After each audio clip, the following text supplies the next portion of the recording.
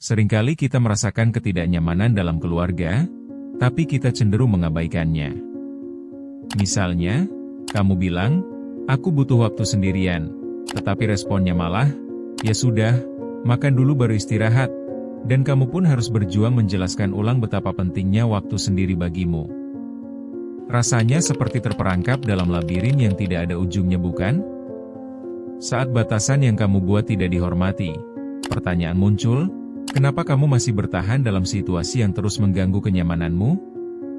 Mengapa kita jarang bisa berfokus pada kebutuhan diri sendiri, sementara sekeliling kita terus mendesak untuk memenuhi harapan orang lain? Mari kita lihat lebih dalam tentang tanda-tanda yang mungkin sudah lama kamu resapi. Pertama, ketika keluargamu terlalu sering mencampuri urusan pribadimu, itu menjadi sinyal jelas bahwa batasanmu tidak dihargai.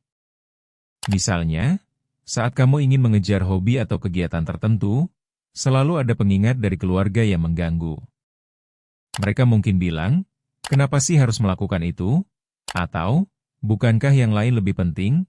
Rasa ingin berprestasi bisa tertekan saat harus berhadapan dengan penilaian. Hal ini bukan hanya menghilangkan semangatmu, tapi juga bisa membuatmu merasa tidak berarti. Diperlukan kesadaran untuk menciptakan ruang bagi diri sendiri yang memungkinkanmu untuk mengembangkan potensi secara maksimal. Pertanyaannya, seberapa penting kehormatan dirimu? Jika kamu terus-menerus dihadapkan pada pengawasan tanpa henti dan tidak mendapat kesempatan untuk merasakan kebebasan, saatnya mempertegas bahwa kamu butuh ruang untuk diri sendiri agar bisa tumbuh dengan lebih baik. Kedua, jika kamu sering merasa usahamu untuk melakukan hal-hal baik diabaikan, itu merupakan tanda lain. Misalnya, setelah membantu membersihkan rumah, respon yang kamu terima justru lebih menekankan kekuranganmu. "Kamu sih sudah malas-malas, mana mau bantu lagi?" Kalimat semacam itu menciptakan rasa lelah dan frustasi, membuat kamu mempertanyakan nilaimu. Penting untuk diingat, bahwa menghargai usaha kecil sekalipun dalam keluarga itu sangat perlu. Mengakui dan menghormati kontribusi satu sama lain akan menciptakan ikatan yang lebih kuat. Tanpa pengakuan tersebut, hubungan keluarga bisa terasa berat dan membuatmu merasa tidak berarti. Kamu berhak mendapatkan pengakuan atas semua yang kamu lakukan, tidak hanya untuk memenuhi harapan orang lain. Jadi, tidak ada salahnya untuk menyuarakan bahwa kamu butuh pengakuan atas usahamu, agar kamu juga merasa dihargai dalam keluarga. Ketiga, saat keinginanmu untuk menjaga diri sendiri justru dibalas dengan rasa bersalah, itu bukan hubungan yang sehat. Misalnya, saat kamu ingin menghadiri acara sendiri, ada komentar, "Kamu lebih mementingkan teman daripada keluarga." Rasa bersalah ini akan selalu menghantuimu, dan kamu cenderung menyalahkan diri sendiri.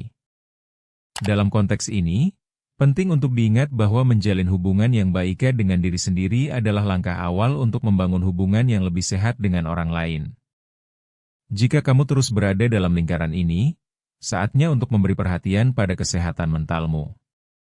Menghilangkan rasa bersalah itu adalah kunci untuk mendapatkan kembali kendali atas pilihan hidupmu.